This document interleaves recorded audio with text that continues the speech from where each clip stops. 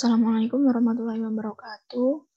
Yang terhormat Ibu Insinyur Cimayatus Salihah selaku dosen pengampu mata kuliah Dasar Perlindungan Tanaman dan teman-temanku semua yang berbahagia, kami dari kelompok 6 akan memaparkan mengenai klasifikasi gulma yang diantara lain meliputi morfologi, daur hidup, habitat, pengaruh terhadap tanaman perkebunan, dan yang terakhir ada pengendalian.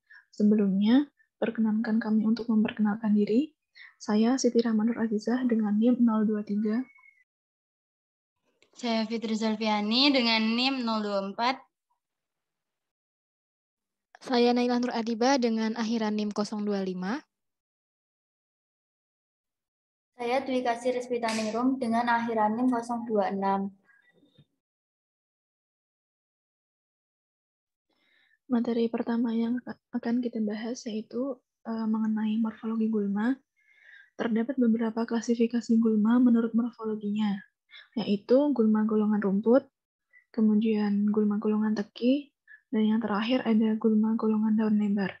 Untuk gulma golongan rumput sendiri memiliki ciri-ciri batang bulat atau agak pipih dan rata-rata berongga. Untuk daunnya soliter, pada buku-buku atau ruas, tersusun dari 2 deret, dan umumnya memiliki tulang daun sejajar. Gulma ini memiliki 2 bagian, yaitu pelepah daun dan helaian daun. Untuk daunnya sendiri, memiliki bentuk garis dengan tepi yang rata, serta lidah daun sering terlihat jelas pada batas antara pelepah daun dan helaian daun. Kemudian, karangan bunganya satuannya bulir atau anak bulir, yang terdapat daun pelindung yang besarnya tidak sama. Contohnya ada lulampuyangan, jajahean, jajaguan leutik. Kemudian yang kedua ada gulma golongan teki yang memiliki ciri-ciri termasuk dalam famili Ciperaceae dengan bentuk batang umumnya segitiga, terkadang bulat dan biasanya tidak berongga. Untuk daunnya tersusun dalam 3 deretan, tidak memiliki lidah-lidah daun atau ligula, serta ibu tangkai karangan bunga tidak berbuku-buku. Untuk bunganya sering dalam bentuk bulir dan biasanya dilindungi oleh daun pelindung. Kemudian contohnya itu ada Cyperus berfolius atau jukut pendul, Cyperus rudontus L atau teki. Kemudian yang terakhir ada gulma golongan daun lebar atau broadleaves. Umumnya termasuk dalam dikotil dan pteridophyta. Dengan ciri-cirinya memiliki daun yang lebar dengan tulang daun berbentuk jala. Gulma ini biasanya tumbuh pada akhir masa budidaya dan berkompetisi terhadap cahaya. Gulma ini dapat menghalangi cahaya yang akan diterima oleh tanaman budidaya, sehingga menyebabkan tanaman budidaya akan kekurangan cahaya dan fotosintesisnya tidak berjalan dengan baik. Contohnya ada Azolapinala atau kayu apu dadak, Limnocharis flava, atau genjer, atau bisa disebut juga dengan centong.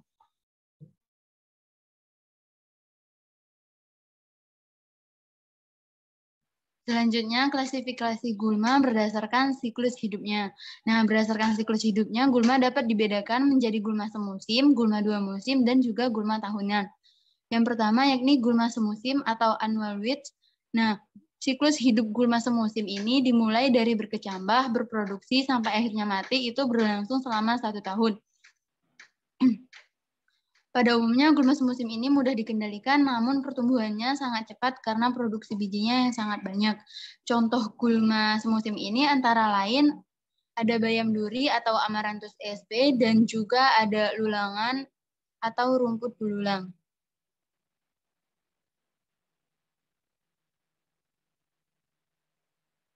Dan selanjutnya yakni gulma 2 musim atau biannual weeds. Nah, siklus hidup gulma 2 musim ini lebih dari 1 tahun, namun tidak lebih dari 2 tahun. Pada tahun pertama, gulma ini menghasilkan bentuk roset, dan pada tahun kedua, berbunga menghasilkan biji hingga akhirnya mati.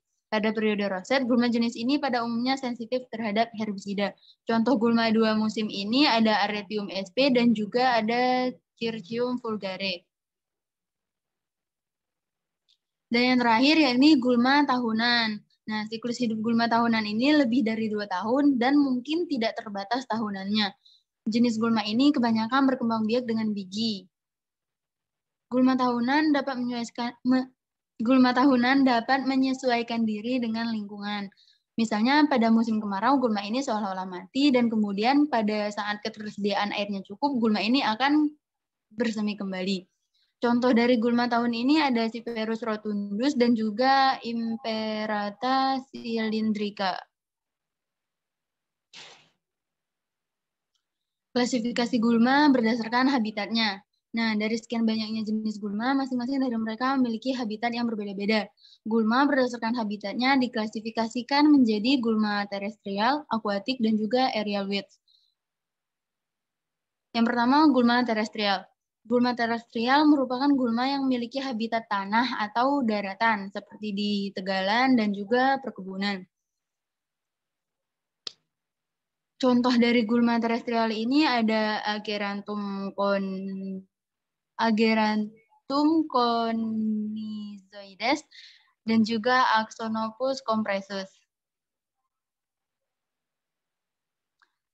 Yang kedua yakni gulma akuatik, yakni gulma yang memiliki habitat di air yang kemudian dibedakan lagi menjadi gulma yang tumbuh mengapung, gulma yang tenggelam, dan juga gulma yang sebagian mengapung dan sebagian tenggelam.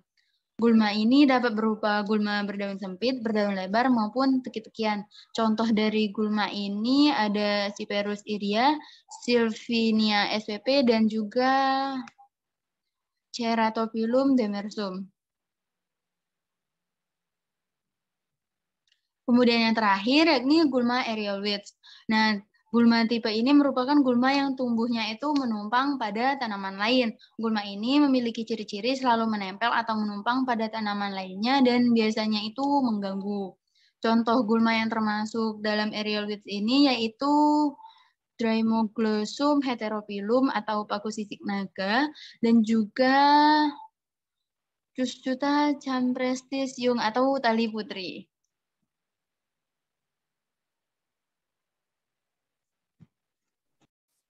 Selanjutnya yaitu pengaruh gulma terhadap tanaman perkebunan.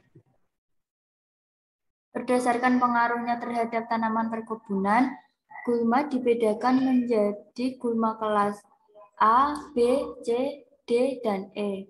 Yang pertama yaitu gulma kelas A.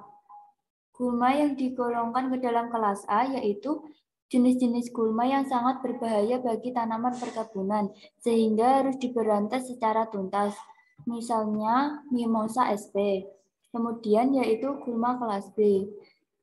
Yang termasuk gulma golongan kelas B yaitu jenis-jenis gulma yang merugikan tanaman perkebunan, sehingga perlu dilakukan tindakan pemberantasan atau pengendalian. Contohnya Gleisenia linearis.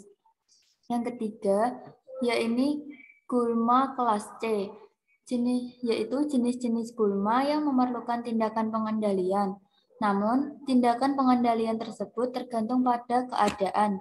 Contohnya, Cyclosorus aridus.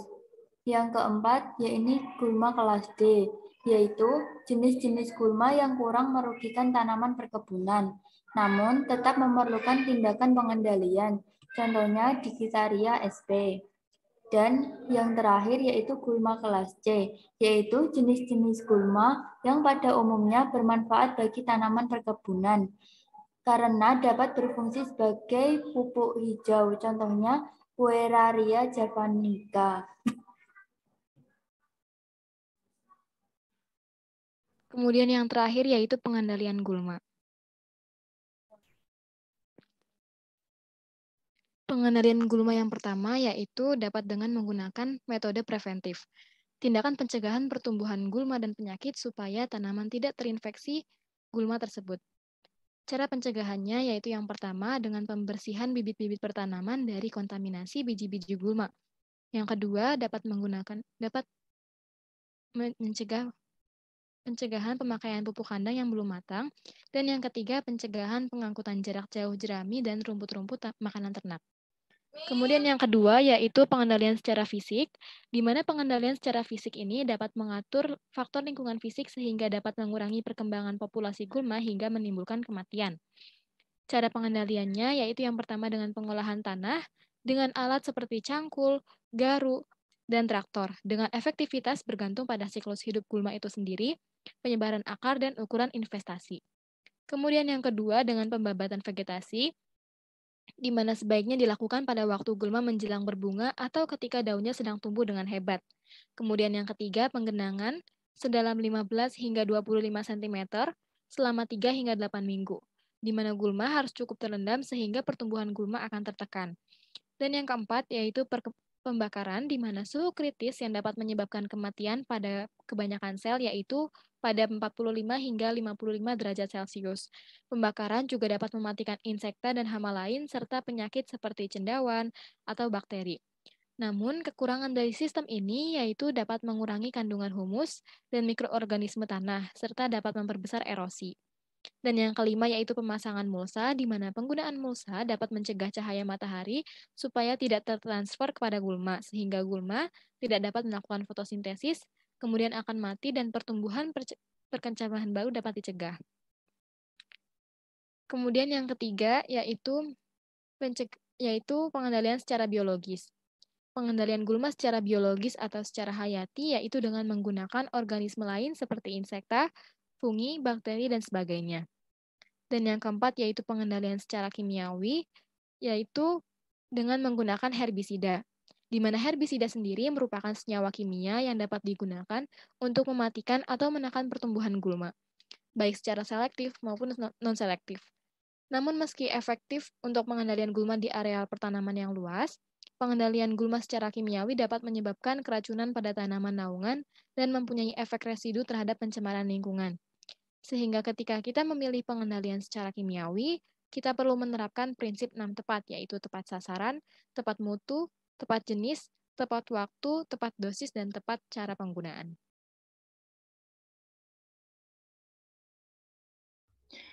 Mungkin sekian presentasi dari kelompok kami. Apabila ada kurang lebihnya, kami mohon maaf. Bila ada pertanyaan, bisa dilanjutkan pada room Zoom.